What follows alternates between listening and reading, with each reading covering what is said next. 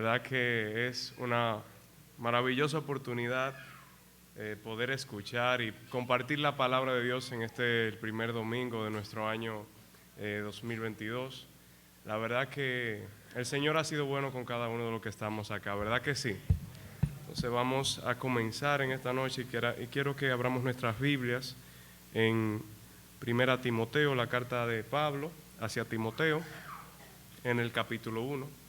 Primera carta a Timoteo en su capítulo 1.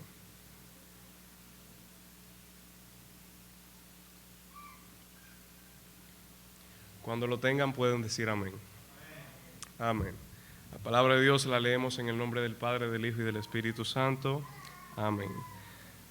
Versículo 12 dice así: Doy gracias al que me fortaleció, a Cristo Jesús nuestro Señor, que me tuvo por fiel, poniéndome en el ministerio, habiendo yo sido antes blasfemo, perseguidor e injuriador. Mas fui recibido a misericordia porque lo hice por ignorancia, en incredulidad. Pero la gracia de nuestro Señor fue más abundante con la fe y el amor que es en Cristo Jesús. Palabra fiel y digna de ser recibida por todos, que Cristo Jesús vino al mundo para salvar a los pecadores, de los cuales yo soy el primero. Pero por esto fui recibido a misericordia, para que Jesucristo mostrase en mí el primero toda su clemencia, para ejemplo de los que habrían de creer en Él para vida eterna.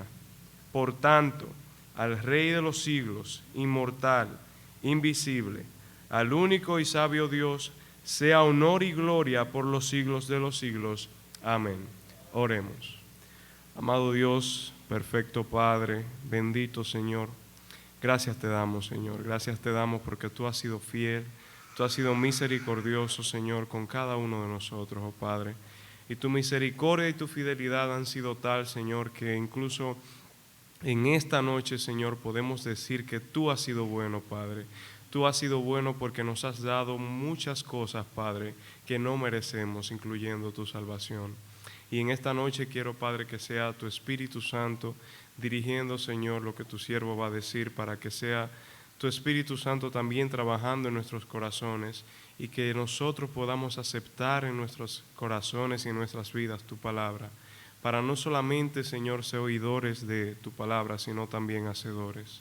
Ayúdanos, Señor, a tener un corazón abierto, Señor, a tu verdad, para que así, si hay algo que debamos corregir, seamos humildes, Señor, para corregirlo, y que si hay algo que debamos comenzar a obedecer, algo que no estamos haciendo pero que deberíamos hacer, que tú pongas en nosotros el deseo, Señor, de seguir tu palabra y hacer lo que tú nos has mandado. En el nombre de Jesús te damos gracias. Amén. Yo sé que todos los que estamos aquí en esta tarde-noche, en esta noche, alguna vez hemos recibido un regalo. Y la mayoría de regalos no tienen un propósito específico luego de que la persona los recibe. Cuando nosotros regalamos algo, mayormente el propósito que tiene ese regalo es que hacer a esa persona sentirse bien. Un regalo puede significar gratitud, ¿verdad? Puede significar amor, es una manera de expresarle amor a otra persona. Y lo que buscamos es como que esa persona se sienta feliz, complacida con ese regalo. Pero muchas veces simplemente ese es nuestro propósito, que esa persona se sienta bien. No siempre queremos que esa persona, cuando regalamos algo, no siempre queremos que esa persona haga algo específico con ese regalo, sino simplemente que lo disfrute. Bueno, en el caso del regalo inmerecido, que es el tema que vamos a estar tratando hoy, el regalo inmerecido que hemos recibido de parte de Dios, que es la salvación de nuestras almas, es un regalo diferente a los regalos que damos nosotros. ¿Por qué? Porque este es un regalo con propósito. Y eso es lo que quiero que veamos y meditemos en la noche de hoy. 4 propósitos que están en ese regalo de la salvación que Dios nos ha dado. Si nosotros leemos acá, podemos ver que el primer propósito del regalo de la salvación hacia nosotros, en la vida de Pablo y en nuestra vida, el primer propósito es mostrarnos cuál es nuestra verdadera condición. en aquellos que ya hemos creído en Cristo, mostrarnos cuál era nuestra verdadera condición delante de Dios. Y quiero que veamos este propósito ahora mismo en la vida de Pablo. Dice en los versículos del 12 al 13, dice: doy gracias al que me fortaleció, a Cristo Jesús nuestro Señor, porque me tuvo por fiel poniéndome en el ministerio, habiendo yo sido antes blasfemo, perseguidor e injuriador, mas fui recibido a misericordia porque lo hice por ignorancia en incredulidad.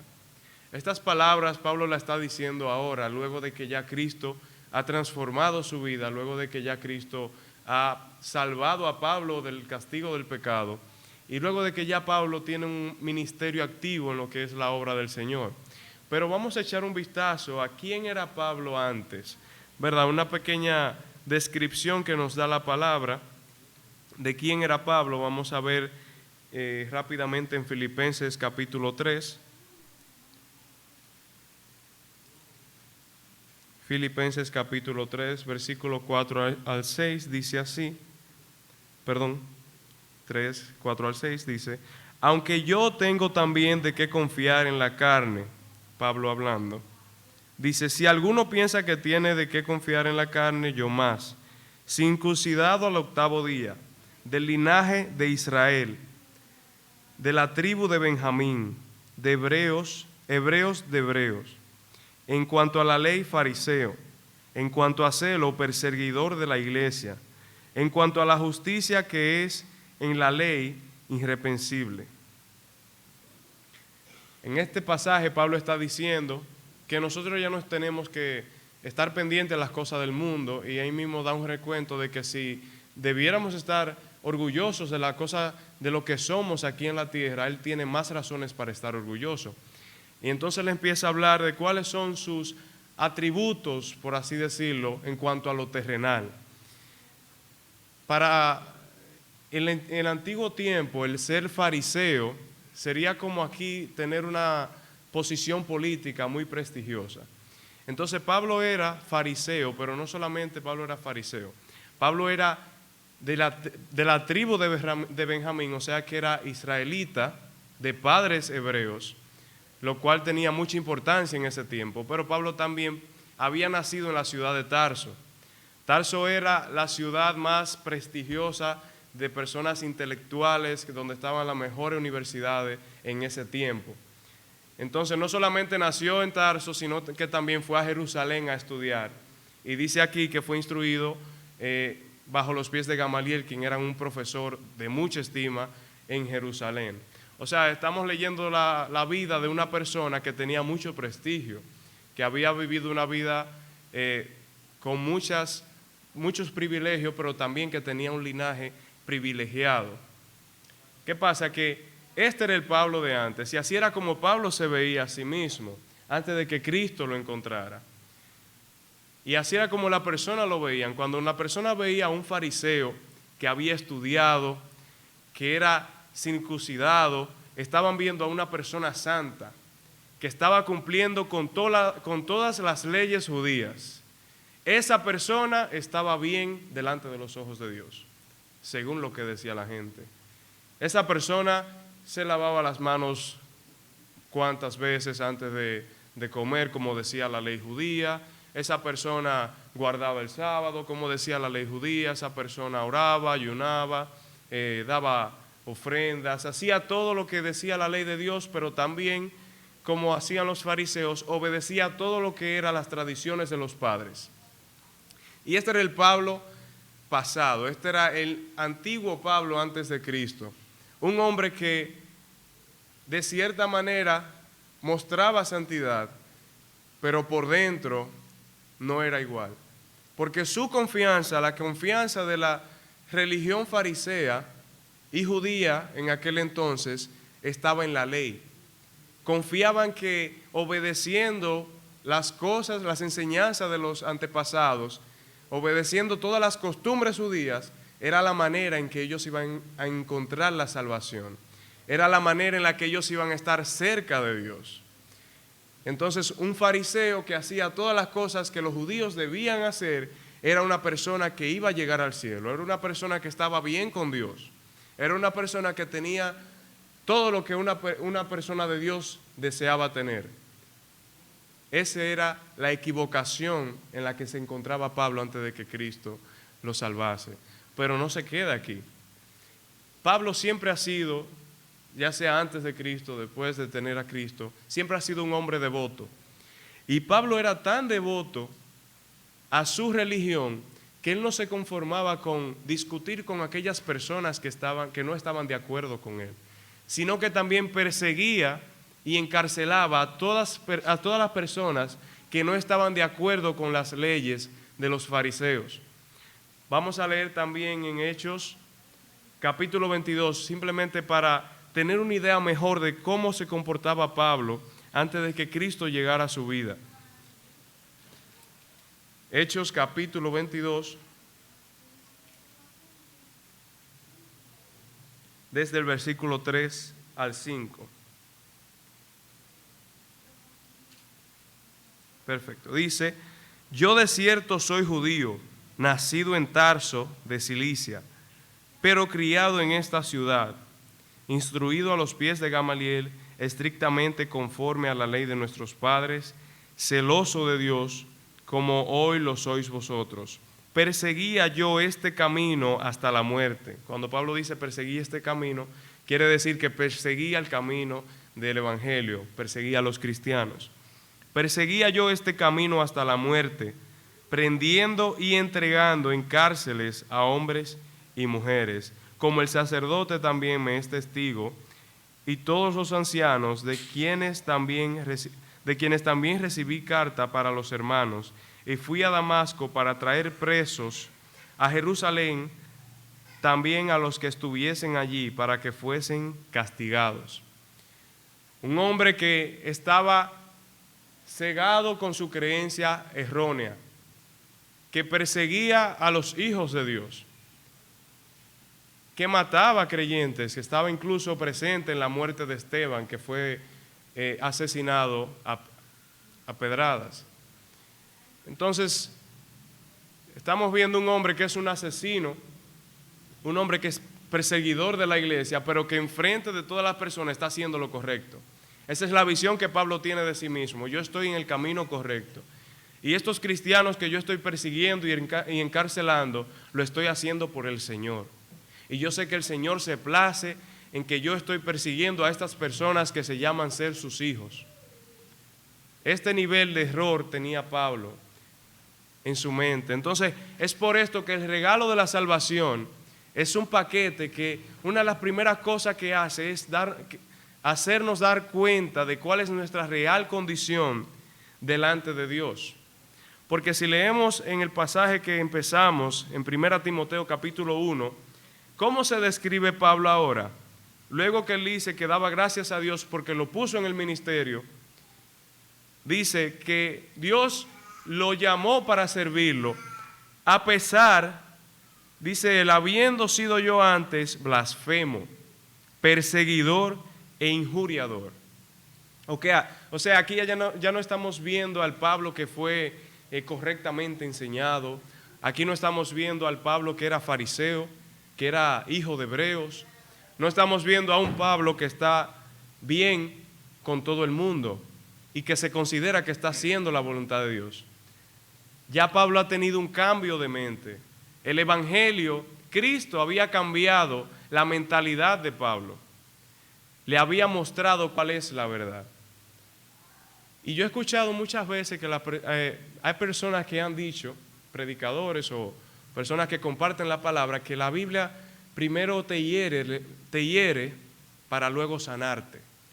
Hermano, yo no estoy muy de acuerdo con eso, porque yo pienso que la Biblia te muestra que tú estás herido y luego te enseña cuál es la medicina para tú sanarte.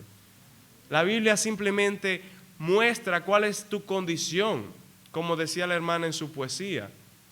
Si ver la creación no es suficiente, mírate a ti mismo y mira cuál es la necesidad que está en tu corazón, la necesidad que está en tu vida, la necesidad que tú tienes de Dios. Entonces, cuando Pablo iba de camino a Damasco, que el Señor se le aparece, Y le dice, Pablo, ¿por qué me persigues? Y él dice, ¿quién eres, Señor? Yo soy Jesucristo a quien tú persigues. Pablo, me imagino que estaba en shock, pero se supone que yo te estoy sirviendo. Se supone que yo estoy haciendo cosas para ti. Se supone que yo estoy obedeciendo tu palabra. Y tú te me apareces y me dices que ¿por qué me persigues? Pablo estaba persiguiendo a los cristianos, pero perseguir a un hijo de Dios es perseguir al Dios mismo. Entonces, cuando Pablo se da cuenta de su error y le dice al Señor, heme aquí, ¿qué quieres que haga? Comienza lo que es la vida de Pablo, una nueva vida en Cristo. Entonces, ya que Pablo, Dios le ha mostrado cuál es su verdadera condición, cuando vemos estas tres palabras aquí, blasfemo, perseguidor e injuriador, muchos teólogos dicen que en estas tres palabras Pablo describe que él había roto los 10 mandamientos. Al ser blasfemo, eso puede encerrar el hecho de tú blasfemar contra Dios y blasfemar con otras personas. Ya iban 2 mandamientos de la ley. Igual con los otros. Injuriar es no solamente estar en desacuerdo con una persona, sino también atacarlo, castigarlo o herirlo, porque tú no estás de acuerdo con esa persona. Y hacer eso es quebrantar la mayoría de los mandamientos, ya que tú estás hiriendo a una persona que es hecha a la imagen de Dios. Ya Pablo ha reconocido su necesidad. Y es importante que sepamos que esto no solamente pasó con Pablo. Muchos de nosotros, cuando no estábamos con Cristo, cuando no habíamos conocido este camino de la fe, de la salvación, creíamos que estábamos bien. Creíamos que todo estaba bien. Y eso me recuerda a una frase que dice que a veces no sabemos que algo está sucio hasta que lo limpiamos, porque se ve mucho mejor. Y esa puede ser la palabra de un cristiano que diga, ¿por qué no vine antes al camino del Señor? Porque es ahí cuando vemos la palabra de Dios que nosotros nos damos cuenta qué tan perdidos estábamos.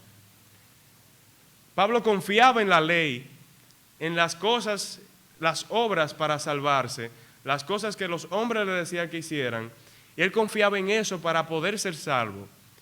Pero ¿qué pasa? Que la ley no es un medio de salvación, dice la palabra, sino un espejo. Cuando tú vas a la ley, dice que no puedes mentir, que no puedes blasfemar, que no puedes adulterar, hurtar. Y tú dices, ya yo fallé en uno, fallé en 2, he fallado en todos, estoy perdido. O sea, ese es el propósito de la ley, mostrarnos que tenemos una necesidad que no podemos arreglar por nosotros mismos. Y es ahí, hermanos, cuando llega Cristo. Es ahí cuando llega nuestro Señor Jesucristo. El segundo propósito de este regalo es mostrarnos cuál fue y cuál es el medio de salvación. Iba a poner esas dos cosas en 2 puntos, pero no pueden separarse. Dios nos muestra que estamos perdidos y inmediatamente nos muestra el camino a la salvación. Dice el versículo 14 y 15, pero la gracia de nuestro Señor fue más abundante con la fe y el amor que es en Cristo Jesús. Palabra fiel y digna de ser recibida por todos, que Cristo Jesús vino al mundo para salvar a los pecadores, de los cuales yo soy el primero. Tenemos la ley que no nos puede salvar porque no la podemos cumplir. ¿Qué hizo Dios? Vio que no teníamos otro camino, que no teníamos una solución para nuestro pecado, y decidió mandar a su Hijo. Y el Hijo de corazón se entrega a sí mismo, como dice la palabra. Nadie me quita mi vida, yo pongo mi vida y la vuelvo a tomar. La obra de Cristo no fue una obra que nuestro Señor hizo obligado a hacerlo, sino que lo hizo por amor.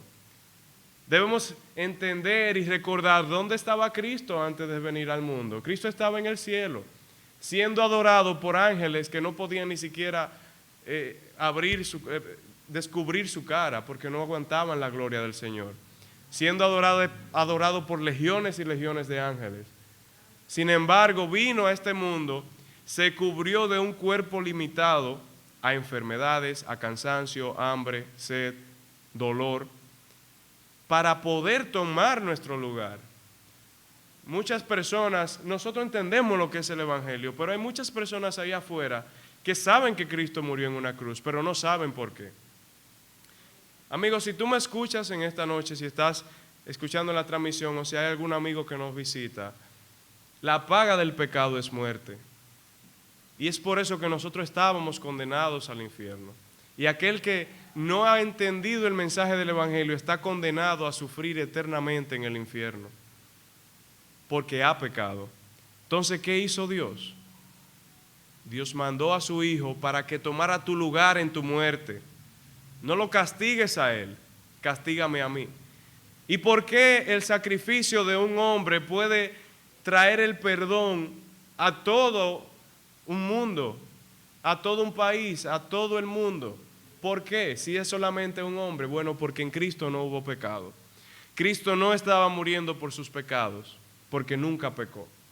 Entonces era necesario que una persona perfecta tomara el lugar de personas imperfectas para que así la ira de Dios pudiera estar satisfecha. La justicia de Dios, que había sido ofendida por usted y por mí, ya había estado cubierta cuando Cristo entregó su vida por nosotros. Entonces dice Pablo que esta es una palabra fiel y digna de ser aceptada, recibida por todos. Que Cristo vino al mundo a salvar a los pecadores. Y dice Pablo, de los cuales yo soy el primero. Verdaderamente Pablo dice esto porque él perseguía a la iglesia de Dios. Y Pablo se consideraba el más grande de los pecadores, el primero de los pecadores, porque él perseguía a los hijos de Dios. Lo cual para Pablo era un mal aún mayor. Pero no nos sintamos, hermanos, no nos sentamos en un lugar a juzgar a Pablo y a decir, bueno, yo no he matado a ningún cristiano todavía, ¿verdad? Yo me airo con mi familia, pero yo no le he puesto la mano a ningún cristiano ni me pongo a perseguir a nadie, ¿verdad que no? Así que yo no soy igual que Pablo. Hermano, no caiga en esa mentira de poner niveles al pecado. El pecado no es grande por el tipo, sino por la persona a la cual ofendemos. Y ya sea que usted mienta, ya sea que usted robe el bolso de una señora y lleve todo el dinero que ella tenía para comer, o ya sea que usted le suba la voz a su esposa, ofenda a su esposo, tiene el mismo peso delante de Dios, porque antes de ofender a su pareja, o antes de ofender a alguien, o maltratar a alguien, usted está ofendiendo directamente a Dios. ¿Y quién es Dios? Dios es el Rey de Reyes y Señor de Señores. Y no hay ofensa tan pequeña hacia Dios que pueda ser pasada por alto, porque Él no es tu amigo como aquí. Dios se muestra como nuestro amigo, pero no es lo mismo yo tener un amigo acá en la tierra que tener a Dios como mi amigo. El Rey de Reyes decidió ser mi amigo, pero eso no quita que Él sea el creador del universo. Eso no quita que Él sea el Dios que controla todo. Y es por esto, hermanos, que usted y yo hemos recibido un perdón de la misma manera que un asesino. Y por eso debemos decir que esta palabra es fiel y digna de ser aceptada por todos. Y me encanta el segundo punto, porque el propósito de este regalo no es solamente que nosotros disfrutemos.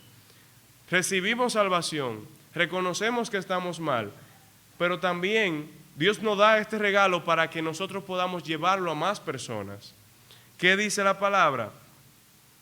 Pero por esto, versículo 16, pero por esto fui recibido a misericordia, para que Jesucristo mostrase en mí, el primero, toda su clemencia, para ejemplo de los que habrían de creer en Él para vida eterna. Hermanos, dice Pablo, Dios hizo en mí, Timoteo, hablando con Timoteo, Dios hizo en mí una obra enorme, grandísima. Me salvó a pesar de quien yo era. ¿Y qué pasa, Timoteo? Eso nada más no me bendice a mí, sino que esto es un ejemplo. Para que ningún pecador pueda decir, yo soy demasiado malo para el Señor salvarme. Para que ninguna persona se sienta demasiado pecadora para pensar que la gracia de Dios no puede cubrir su pecado. Dice Pablo, para que el Señor mostrara en él toda su clemencia para los que habían de creer. ¿Qué dice una persona pecadora que ve el ejemplo de la vida de Pablo? Si Cristo lo salvó, Cristo puede salvarme a mí. Hermanos, y este es Esto es lo maravilloso del plan de salvación de nuestro Dios. Es que todo, como Él es, todo encaja donde tiene que encajar. Él nos da algo, nos da las herramientas para que nosotros sirvamos de canal, para que otras personas que tienen la misma necesidad que nosotros teníamos puedan recibir la ayuda, la solución que nosotros también una vez recibimos. Nosotros hemos sido salvados por gracia. Dice Pablo que la gracia de Dios ha sido más abundante con la fe y el amor que es en Cristo Jesús. Pero esa gracia, así como fue abundante para nosotros, esa gracia es abundante para otros. Y esto es lo que Dios quiere que nosotros hagamos con lo que nosotros hemos recibido, que lo compartamos. Que así como nosotros hemos reconocido que tenemos una necesidad, podemos decirle a las personas que están cerca de nosotros, tú necesitas a Cristo. Tú estás en una condición de muerte delante de Dios, pero Dios tiene algo para ti. Que usted le diga a sí mismo a la persona, mira, esto es una palabra fiel y digna de ser recibida por ti. Que tú eres un pecador, pero Cristo vino a salvarte. Y de esto se basa el Evangelio, hermanos. No es un mensaje egoísta que se centra en un grupo de personas, porque ese no es nuestro Dios.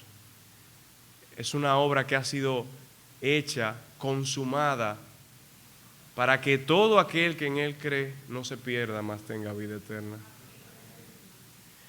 Nosotros podríamos seguir por este pasaje viendo más propósitos que tiene el regalo tan hermoso que el Señor nos ha dado, pero me gustaría que pasáramos por el último, el cual es que todo lo que el Señor ha hecho y el regalo que nos ha dado tiene el propósito de traerle gloria a su nombre. Leamos el último versículo que dice 17, por tanto, al Rey de los siglos, inmortal, invisible, al único y sabio Dios, sea honor y gloria por los siglos de los siglos. Amén. La iglesia dice amén. Esta es la razón por la que el Señor hace lo que hace. Y hermanos, nosotros desde una perspectiva humana, a veces se nos hace difícil cuando el Señor busca su propia gloria, porque lo vemos desde un punto de vista limitado. Cuando una persona busca su propia gloria, es una persona orgullosa. ¿Por qué? Porque está buscando o estamos buscando, cuando es en el caso de nosotros, que muchas veces buscamos nuestra propia gloria y exaltación, buscamos una gloria que no merecemos.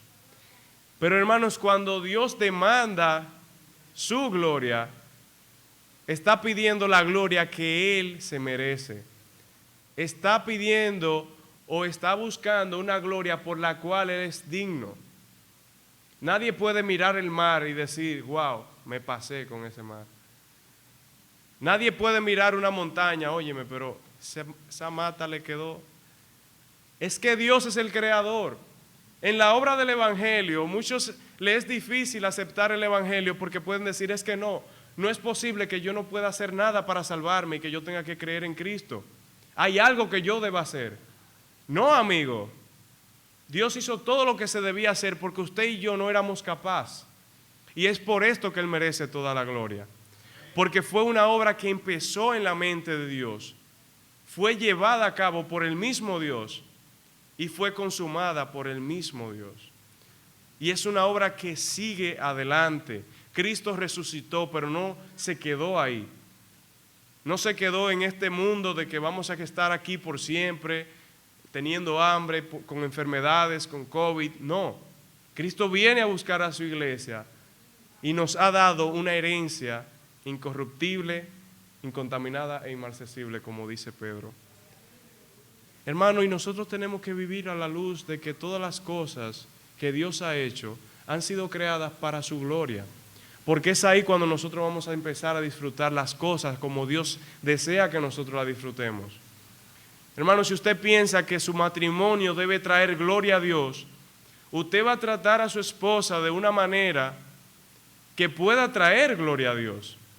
Si usted, esposa, piensa que el matrimonio o que Dios le ha dado a ese esposo para que usted en su relación con él le dé gloria a Dios, usted va a ser motivada a tratar a ese hombre bien. Nosotros los hijos, si tomamos en cuenta que tenemos padres y que Dios nos ha dado la oportunidad de ser hijos para su gloria, vamos a honrar a nuestros padres. Hermano, sus acciones y mis acciones cambian cuando su perspectiva de ver la vida cambia. Nuestras convicciones dirigen nuestro comportamiento. Y cuando nosotros tomamos en cuenta lo que dice Colosenses, que debemos hacer todas las cosas para la gloria de Dios, nuestro comportamiento va a cambiar. Porque si yo antes iba al trabajo, cansado del trabajo, porque me tratan mal, porque me hablan mal, porque mi jefe esto, mi jefe lo otro, ahora yo voy a ir, no importa lo que pase en mi trabajo. Dios me puso aquí para darle la gloria. Y su conducta, hermano, y mi conducta va a cambiar cuando pensemos y entendamos que no se trata de nosotros, sino de Dios. Así que, hermanos, cuando nosotros pensemos en la salvación que hemos recibido de Dios, pensemos que esto es un regalo con propósito. Meditemos en quiénes éramos. Meditemos en quiénes Dios nos ha convertido. Y de la misma manera, meditemos en aquellos que están en la misma condición en la que estábamos. Y llevémosles esa palabra que es fiel y digna de ser recibida. Pero sobre todo, démosle gloria a aquel que la merece. A aquel que nos dio esta salvación tan grande, este tesoro del Espíritu Santo en vasos de barro. Y sirvamos al Señor con un corazón humilde. Oremos. Amante Dios y Padre Celestial, gracias Jesús, gracias Señor. Gracias Padre, porque al igual que Pablo, Señor, nosotros no podemos hacer otra cosa más que decirte gracias por habernos puesto en el ministerio, a pesar de haber sido personas malas, pecadoras, Señor, pecadores. Señor, tú pudiste quitar esta creación de hombres pecadores y crear una nueva que no te fallase, una creación nueva que no te fuera infiel. Sin embargo, tú decidiste salvar a aquellos que estábamos lejos de ti, salvar a aquellos que, como Pablo, Señor, pensábamos que estábamos bien, pensábamos que no necesitábamos de ti. Sin embargo, tú nos has salvado. Sin embargo, Señor, tú dijiste no, yo los voy a rescatar porque yo los amo. Señor, con ese mismo amor, ayúdanos a salir de aquí, Padre, pensando en el Evangelio, pensando en lo que tú has hecho por nosotros y que tú nos has salvado, Padre, no para que vengamos aquí los domingos simplemente, sino para que seamos de edificación a los hermanos y para que prediquemos el Evangelio. Dirige, Señor, nuestras vidas y más que pensar que este es un nuevo año, ayúdanos a pensar que nosotros debemos hacer nuevas cosas para que así podamos ver frutos, Señor. En el nombre de Jesús yo te doy gracias, hoy y por siempre. Amén.